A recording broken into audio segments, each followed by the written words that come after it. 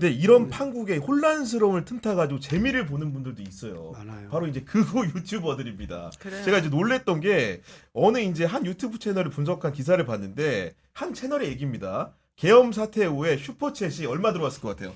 얼마 만에요? 1억 2,087만 원 들어왔대요. 뭐 한 달 만에요? 한 달 만에.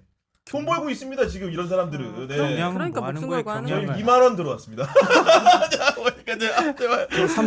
삼산순백 몇 번을 광고해야 되는 거예요? 그러니까 오죽했으면 거기 아스팔트에 눕는 사람들은 뭐 추가 수당 받았냐, 밤늦게까지 하면 야간 수당 그러니까. 이렇게까지 조롱 그러니까 당하는 결사항전을 할 거예요. 수밖에 없는 거예요. 이 판이 진짜. 너무 좋은 거야 이분들은. 모르겠네. 그 부러움의 네. 얘기는 아니죠? 그런 거 아니고 멈출 이유가 저는. 없는 거지 이 사람들. 아직 참 사악한 거죠. 나쁜 사람들인 거죠. 그럼요. 그러니까 예전에 제발 김무성 대표가 그 본인이 이제 정치를 관두고 맞법 포럼인가를 만들어서 언젠가 맞아요. 예, 예. 무슨 토론회를 국회에서 했는데 그때는 국회의원이 아닌 때 뭐라고 그랬느냐면 무책임한 정치인과 유튜브로 돈벌이하는 이 나쁜 놈들 이렇게 얘기해가지고 한번 난리가 예. 났었던 적이 있어요. 네. 근데 그런 내부에서 성찰과 이런 걸 하면서 뭐 이렇게 저 탄핵의 강을 건넜네 어쩌네 그러면서 뭐 김종인, 이준석 이렇게 말을 바꾸면서, 하면서 예. 이렇게 다시 승리를 자기들이 만들어가는 과정들이 있었는데 제가 지금 다시 탄핵의 늪으로 그냥 그러니까, tum벅 네. 들어갔다고 그랬잖아요. 근데 우리 정치의 이런 극단적인 행태와 논리가 그리고 정치 무당들이 여기저기서 막 나타나고 있는 상황들을 네. 정말 고민스럽게 바라보고 해야 되고 정치 지도자라고 스스로 생각하는 사람들이 반성도 하고 스스로 좀 살펴봐야 된다고 저는 봐요. 그러니까 그렇지 않으면 정치인들이 아닌 건 아니라고 얘기할 수 있는 용기 이런 걸 그냥 상실해버리고 다 좋은 게 좋은 거야라고 가게 되면 이 일이 오늘 하루 그리고 이번 사태가 끝나면 사라지지는 않을 거다라는 생각이 들어요. 그러니까 뭐 최근에 이제 뭐 화제가 됐던 책이죠. 어떻게 극단적 소수가 다수를 지배할 수 있는가 뭐 이렇게 그 관련되는 책을 보면 그런 얘기가 나오는데요. 반다수결주의라고 얘기하거든요. 그러니까 지금 다수결이라고 하는 거를 저지할 수 있는 최소한의 의석들이라는 게 있잖아요. 그러니까 그게 우리는 사실은 지금 대통령이 거부권 행사하면은 3분의 2라고 하는 사실 맞추기 굉장히 어려운 의석을 요구하고 있는 거고요. 그걸 무력화시키기 위해서는. 그리고 필리버스터도 역시 180석 정도는 있어야 되잖아요.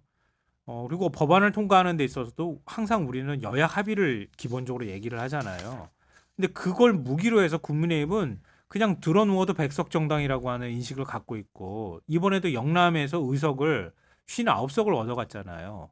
그러니까 조금만 더 보태면 우리는 어떻게 해서든 사회에서 존재감을 가질 수 있는 정당이 되는 거야. 특히 영남을 중심으로 우리가 똘똘 뭉치기만 해도 한 60석은 건지는 정당이야. 이런 생각 한단 말이에요.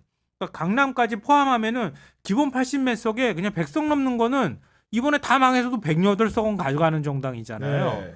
그러니까 항상 우리 사회에서 뭔가 새로운 논의를 시작한다 하더라도 그냥 들어 누워서 자빠져 버리는 거야. 그냥 장리들 권력을. 이번에는 극단화된 형태로 나타났던 게 대통령 권력과 또 정반대로 의석을 다 잃어가지고 108석을 가져버리니까 양극단에 서버린 거잖아요.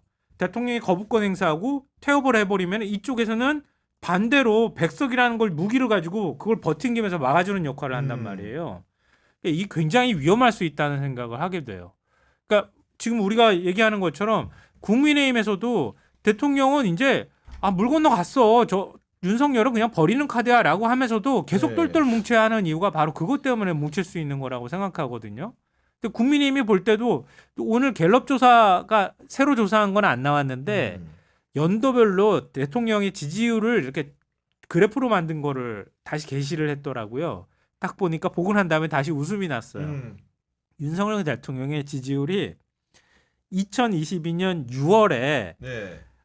긍정하고 부정이 이렇게 X자를 커요. 이미 엇갈렸구나 그때 네. 한번. 네. 엇갈리고 난 다음에 그때 30% 막 깨지잖아요.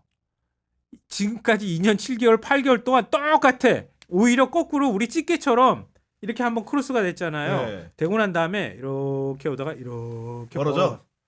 이미 그 순간부터 윤석열은 국민들 마음에서 탄핵이 된 상태나 마찬가지였던 거거든요.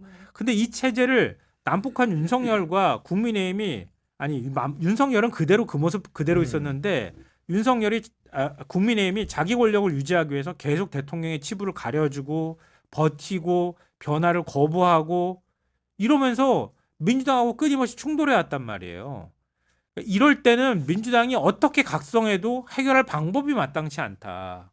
이 제도적인 결함을 어떻게 보완할 거냐 이런 문제까지도 같이 고민해야 된다. 근데 그러다 보니까 나중에 결과로 나타나는 거는 그냥 민주당이나 뭐 국민의힘이나 다 똑같은 집단이야 이렇게 욕먹는다는 거예요. 언론도 그렇지만 우리가 그걸 명확하게 구분해 줄 필요가 있다. 앞으로 민주당이 헌정질서 바로 세우겠습니다 이렇게 얘기할 때 저쪽에서는 마음대로 해 너네들 이렇게 해버리면은 그 집단은 계속 살아있으면서 민주당은 민주당대로 개혁도 못하고 아무것도 못하는 상태가 될 수도 있다. 이건 매우 어려운 문제고 풀기도 어렵고 앞으로 민주당이 그 뭔가 하는 데 있어서 이런 대립적인 구도를 깨기도 매우 어려운 상황일 수도 있겠다. 참 네. 걱정되는 상황이라는 생각이 들어요.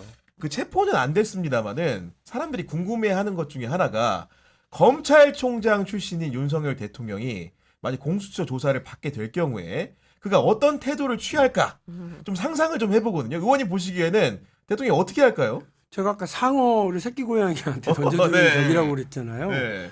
그 지금 시간 끌기, 그 다음에 법 자기가 법을 아니까 이것저것 다 동원해가지고 자기 방어 논리를 세우고 공수처가 부당한 수사권도 없다 그런 이렇게 주장을 하고 얘기하면서 있죠. 예. 하면서 계속 버틸 거기 때문에요. 제가 볼 때 그럼에도 불구하고 그 본인이 저질러 놓은 본인의 방어 논리를 위해서 했던 국민 담화라든지 저질러 놓은 일들이 너무 많아서 그 체포가 돼서 신변 확보가 되고 48시간 이내에 영장 청구는 가능할 것 같아요. 네. 그러니까 본인은 진술 거부하더라도 여러 상황들을 잘 해가지고 그리고 뭐 이제 구속영장이 나올 거라고는 봐요. 네. 그러나 제가 이제 걱정하는 건 한 번 구속영장이 청구되고 나면 그 다음에 또 하기가 어렵잖아요. 그렇죠. 네. 그래서 특검을 빨리 하는 거 민주당이 지금이라도 특검을 빨리 해야 되는데 이게 특검도 이제 법이 통과되고 나면 또 상당 기간 준비 기일도 있고 맞습니다. 네. 이런 기간들이 있잖아요. 그래서 시간이 좀 이렇게 되게 아쉽기는 한데 지금 이 수사본부에서 공동수사본부에서 이 부분을 특검으로 들어가기 전까지를 좀 고민할 수 있도록 하려면 특검이 된다라고 하는 걸 보여주고 그 시간표가 나오고 그러면 거기에 맞춰서 서로 교감해 가면서 준비를 한다거나 할 수는 있을 것 같아요. 네. 근데 지금은 아까도 잠깐 말씀드렸습니다마는 이제 능력 자체가 지금 뭐 제가 볼 땐 안 될 것 같아서 수사 자체가 그게 가장 걱정스럽고 일단 신병 확보하는 과정에서도 여러 불안한 요소들이 있죠. 네. 특검은 그럼 최상목 그 사람이 승인 안 해줘도 되는 거예요? 그것도 이제 계속 이제 해야 되는 법원에서 거죠. 이런 이상 거부권 거부권 행사하면 안 네. 되는 거죠. 예. 거부권 행사할 명분을 없애야죠. 없애야죠. 네. 그러니까 원래 사실 민주당이 제3자 추천 형태로 내란 특검을 발의를 했었어요. 근데 예. 좀 더 국민의힘이 계속 극단으로 격화되는 양상으로 가니까 네. 그러니까 그냥 야당 추천으로 바꿔가지고 다시 법안을 발의하고 그게 이제 넘어간 거예요. 거기에 대해서 거부권을 행사한 거거든요.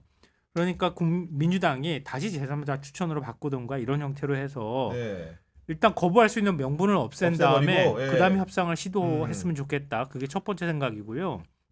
두 번째로는 국민의힘이 그래도 반대할 것 같아요. 제가 볼 때는.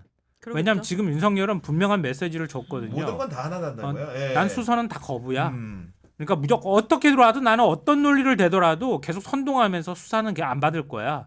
이런 식의 논리거든요. 왜냐하면 수사한 것들이 일단 헌재로 넘어가지 않게 하려고 하는 의도도 있는 것 같고요. 헌법재판소 탄핵을 일단 부결시키는 게 최대 목표이기 때문에 자기는 또 검찰총장이었던 그 거들먹거리는 게 있잖아요. 이 사람 개인적인 특성도 좀 있는 것 같은데 그러니까 수사는 무조건 안 받을 거야. 이런 식으로 갈 거예요. 제가 보면. 그러니까 내란 특검 수사도 안 받겠다는 식으로 갈 가능성이 매우 높고요. 그렇겠죠. 국민의힘이 그걸 네. 거부하는 형태로 갈 가능성이 있다고 봐요. 그리고 또 하나는 김건희 특검도 역시 마찬가지인데 제가 볼 땐 내란 특검보다는 김건희 특검을 더 무서워하는 것 같아요. 왜냐하면 거기에 명태균 문제라든가 이게 다 거기 들어가 있거든요.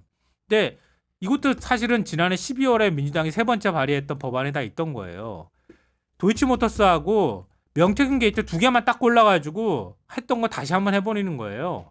나중에 가서 뭐 다시 수정을 하든 또 모자라면 검찰을 통해 가지고 또 수사를 하든 간에 몇 가지로 축소해가지고 그것도 제3자 추천으로 바꾸든 어떤 형태든 간에 일단 먼저 공을 던져보고 국민의힘이 그래도 나 우리 아무것도 안 해. 이렇게 버틴기면은 못 하거든요. 그러니까 이게 뭐야 아니, 허무하잖아요. 그 최상목을 지금 계속 압박해야지. 김성환 평론가께서 좋은 지점을 말씀해 주신 거거든요. 그러니까 명분을 먼저 이제 취해서 만들어서 민주당이 그리고 먼저, 적어도 예. 국무회의를 통해서 다시 거부권 행사를 못할 만큼 이렇게 하는 것이 필요할 것 같고 네. 디테일은 사실은 뭐 우리가 말할 필요도 없이 박찬대 원내대표를 비롯한 사람들이 더 잘할 거예요. 그렇죠. 더 네, 잘해서 맞습니다. 뭘 내주면 네. 되고 뭘 바꿔주면 되고 잘 알고 있을 건데 또 하나는 국민의힘의 의원들도요. 좀 사실은 표현 그대로 하자면 돌아버리려고 그래요. 그럼 언제까지 우리가 김건희를 지켜야 되고 언제까지 내란 특검을 막아야 돼. 아니 그렇죠. 말도 안 된다고 생각하는 사람들이 상당히 있기 때문에 자꾸 주고 흔들고 거기서 몇 명만 더 빼오면 되잖아요. 표결할 때. 그러니까 그 작업들이 저는 충분히 가능하다고 보거든요. 그래서 내란 특검을 빨리 이렇게 좀 진행을 하는 게 필요하고 그 민주당을 제가 그래서 지혜라고 표현했습니다. 지혜. 지금은 그런 지혜를 잘 발휘하고 이를 몰고 나갈 필요가 있겠다 생각합니다. 그러니까 지금 그 어느 헌재가 때보다 탄핵 민주당은 심판 뭉쳐서 잘하고 있는 거 아니에요? 저는 되게 잘하고 있고 지금까지는 계엄해제까지도 사실은 너무 잘 빨리 예, 왔고 맞습니다. 잘하고 그러니까- 있는 것 같습니다. 그러니까 앞서 말씀 여러 차례 하셨던 것처럼 민주당이 지금과 같은 기조 그리고 저는 더 반민주 세력하고는 명확하게 선을 그을 필요가 있겠다. 왜냐하면 거기하고 좀 더 협조하는 모습이 나타나게 될 경우에는 뒤섞여 버리거든요. 누가 내란 세력인지도 구분할 수 없는 상태가 될 수 있으니까 그런 부분에 대해서는 입장이 단호해야 된다고 보고 다만 이 사건의 본질이나 실체를 파악하고 들어가기 위해서는 어떤 방식으로든 민주당이 협상력을 발휘하거나 좀 주도권을 가지면서 정치력을 발휘할 필요가 있다. 이런 거고요. 저는 헌재가 탄핵 심리 속도를 확 내는 시점 어디쯤 되면은 국민의힘도 이제 탈출구 만들어야 돼요. 윤석열 바지가랑이 붙잡고 어떻게 살 거예요? 네. 김건희 바지가랑이 붙잡고 살 거예요? 그 다음에 대선이 온다는 게 뻔히 보이는데 국민의힘도 어떻게 해서든 윤석열하고 손절하는 순간들이 올 거다. 근데 한꺼번에 손절할 수 없으니까. 왜냐하면 지금 지지 세력이라고 그거밖에 안 남은 정당이 돼버렸으니까 탄핵 심리가 본격화되면서 이거 가지고는 도저히 안 되겠다고 하는 감을 느끼는 어느 순간쯤 됐을 때 결국은 특검에 합의 안 할래 안 할 수가 없을 거다.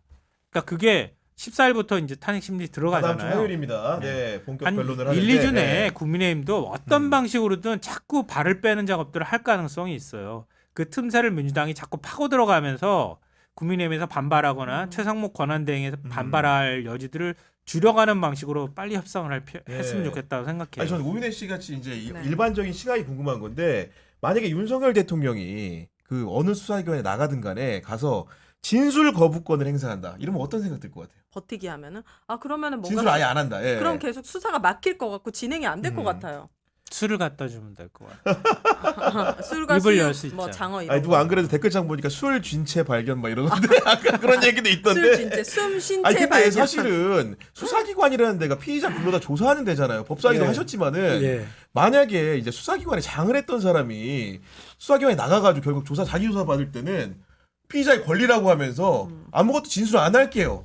그럼 이거 정말 예. 사악한 정치 검찰의 속성을 제일 잘 알고 본인이 그렇게 해왔기 때문에 다양한 방식으로 그걸 뚫어나가거나 혹은 버티거나 할 방법들을 제일 잘 알겠죠. 그러나 유능한 또 이제 수사기관이라면 당연히 어떻게 보면 피의자의 권리예요. 진술 거부가. 맞습니다. 예. 그 정도는 충분히 예상을 하고 증거를 가지고서 하나하나 네. 뚫어나가야 되는 것이죠. 네. 근데 맞아요. 검찰총장까지 했기 때문에 윤석열은 그렇게 일단은 검찰이든 아니면 공수처에 가가지고 검사를 대면하는 순간부터 제어가 안 된다는 걸 잘 알 거예요.